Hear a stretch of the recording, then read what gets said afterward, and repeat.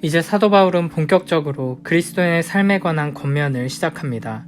그는 거짓 교사들의 주장, 천사들이 하나님을 예배하는 환상을 보아야만 하늘에 속한 하나님의 백성이라는 확신을 가질 수 있고 경건의 높은 단계에 도달할 수 있다는 세상의 초등학문과 같은 주장에 대한 대안을 제시합니다. 먼저 첫 번째 단락은 1절부터 4절입니다. 그러므로 너희가 그리스도와 함께 다시 살리심을 받았으면 위의 것을 찾으라. 거기는 그리스도께서 하나님 우편에 앉아 계시느니라. 위의 것을 생각하고 땅의 것을 생각하지 말라.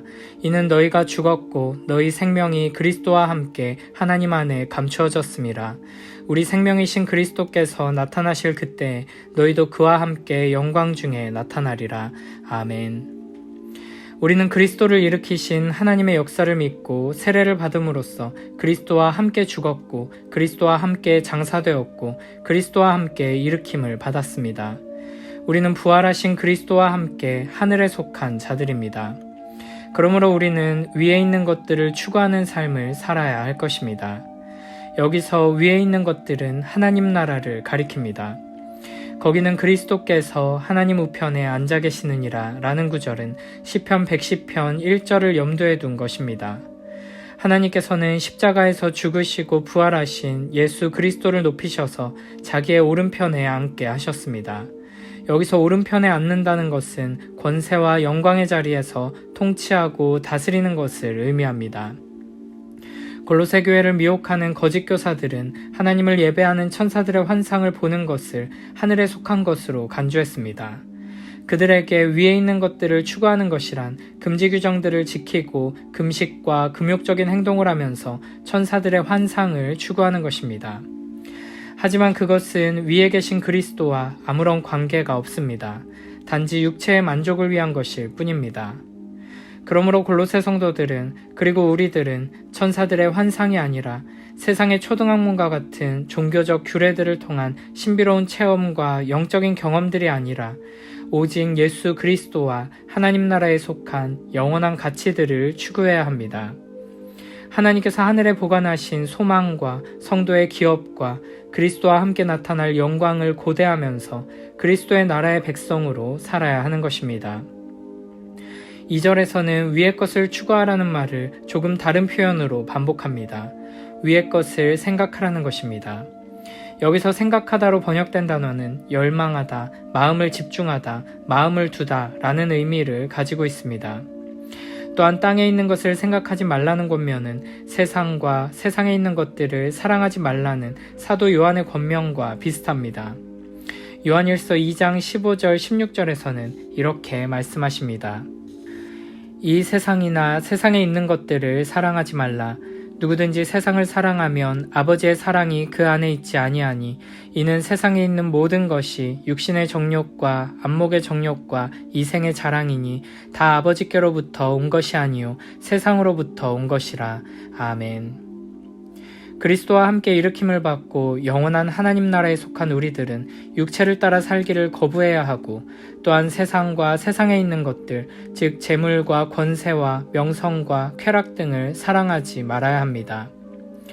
이어서 3절 4절에서는 이렇게 위에 있는 것들을 추구하고 그것들에 마음을 집중해야 하는 이유에 대해 말씀하십니다.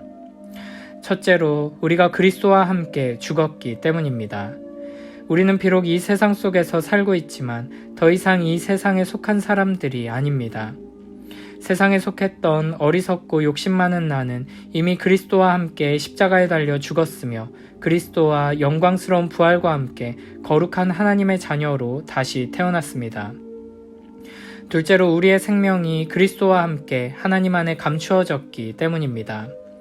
여기서 감추어졌다는 것은 우리의 부활 생명이 하나님의 품 안에 안전히 보호받고 있다는 뜻이며 우리의 존재가 하나님의 오른편에 앉아 계신 그리스도와 함께 하늘에 속해 있다는 것입니다. 셋째로 장차 그리스도께서 다시 오실 때 하나님 안에 감추어져 있던 우리의 생명이 마침내 완전하게 나타날 것입니다. 그리스도께서 영광을 받으시는 그때 우리도 함께 영광에 참여하게 될 것입니다. 그와 함께 영광 중에 나타난다는 것은 우리의 존재가 그리스도의 영광스러운 형체와 같이 변화될 것임을 말합니다. 우리는 마지막 날에 하나님의 형상을 온전히 회복하여 하나님처럼 거룩하고 흠이 없고 책망받을 것이 없는 영광스러운 존재가 될 것입니다. 거짓 교사들이 말하는 천사들이 하나님을 예배하는 광경을 목격하는 신비로운 체험 정도가 아니라 영원한 하나님 나라에서 그 영광에 동참하는 놀라운 구원을 경험하게 된다는 것입니다. 그러므로 우리는 땅에 있는 것들이 아니라 위에 있는 것들에 마음을 집중해야 하는 것입니다. 물론 이 권면이 세상에 있는 모든 것들을 무시하고 부정하고 오직 그리스도와 하늘에 속한 것들만 생각해야 한다는 뜻은 아닙니다. 우리는 하나님 나라 백성으로 이 땅 위에서의 삶을 살아가야 합니다. 그러나 이 세상을 추구하며 살아가는 세상 사람들과는 구별된 모습으로 살아가야 할 것입니다. 우리가 추구하는 가치와 믿고 소망하는 것에서, 우리가 사랑하며 행하는 것에서 세상과는 다른 모습, 거룩한 모습들이 드러나야 할 것입니다. 오직 예수 그리스도를 믿는 믿음으로 영원한 하나님 나라를 소망하고 사랑함으로 이 세상 한복판에서 세상을 추구하는 세상 사람들을 힘차게 거슬러 올라가며 구별된 하나님의 자녀로 살아가는 복된 우리 모두가 되길 축복합니다. 이어서 둘째 단락에서는 위에 있는 것들을 추구하는 삶을 위한 구체적인 권면들이 이어집니다. 5절부터 11절 말씀입니다. 그러므로 땅에 있는 지체를 죽이라. 곧 음란과 부정과 사욕과 악한 정욕과 탐심이니 탐심은 우상숭배니라. 이것들로 말미암아 하나님의 진노가 임하느니라. 너희도 전에 그 가운데 살 때에는 그 가운데서 행하였으나 이제는 너희가 이 모든 것을 벗어버리라. 곧 분함과 노여움과 악의와 비방과 너희 입에 부끄러운 말이라. 너희가 서로 거짓말을 하지 말라. 옛사람과 그 행위를 벗어버리고 새 사람을 입었으니 이는 자기를 창조하신 이의 형상을 따라 지식에까지 새롭게 하심을 입은 자니라.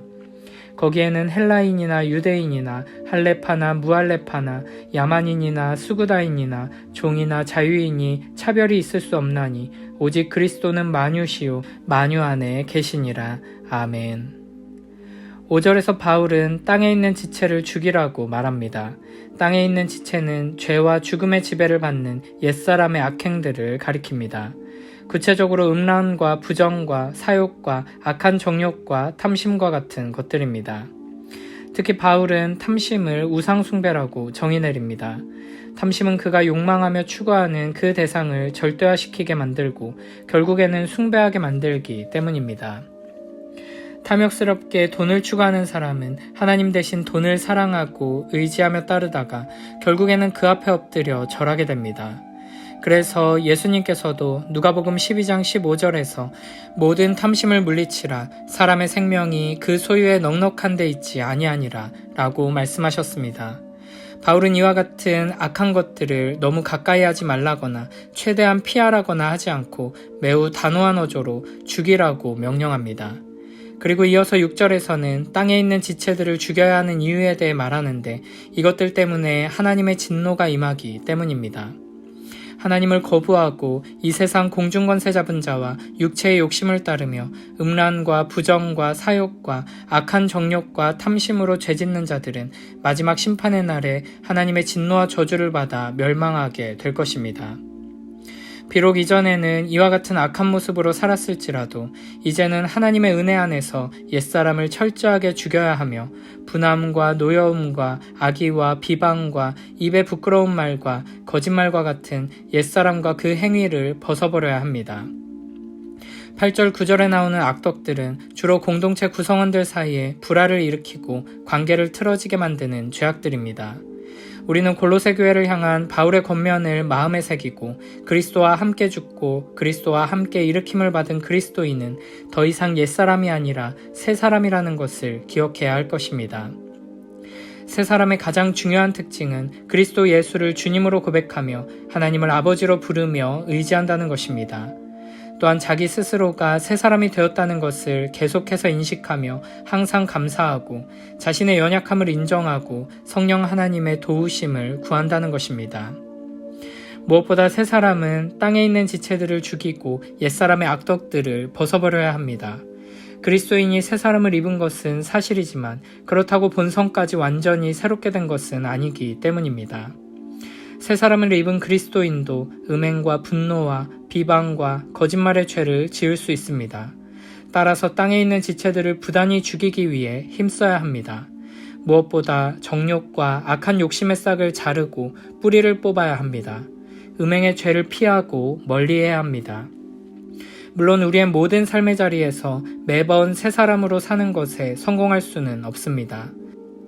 그러나 새 사람은 실패할 때마다 하나님께서 우리를 하나님의 형상으로 새롭게 변화시키고 계심을 기억하며 낙심하지 않고 계속해서 하나님을 의지하고 성령 하나님의 능력을 붙들며 나아갑니다. 매일매일 하나님의 말씀 앞에 겸손히 엎드려 너는 옛사람이 아니라 새사람이다 라고 말씀하시는 하나님의 음성에 귀 기울이고 그 능력을 힘입어 한 걸음 한 걸음 거룩한 삶으로 나아가는 복된 우리 모두가 되길 축복합니다. 무엇보다 우리는 새 사람의 공동체에는 헬라인도 유대인도 없고 할례자도 무할례자도 없고 야만인도 수그디아인도 없고 종도 자유인도 없다는 것을 잊지 말아야 합니다. 복음 안에서는 거칠고 야만적인 수그디아인이나 교양있고 세련된 아테네의 헬라인이 하나이고 비천한 종과 고귀한 자유인이 하나가 됩니다. 그리스도 안에 있는 사람들은 인종과 피부색과 성과 소유와 신분에 관계없이 모두 하나님의 동등한 자녀가 되는 것입니다. 그러므로 우리는 그리스도의 몸된 교회 공동체 안에서 부자와 가난한 자, 지위가 높은 사람과 낮은 사람, 많이 배운 사람과 배우지 못한 사람이 모두 하나가 되는 아름다운 모습을 보여줄 수 있어야 할 것입니다.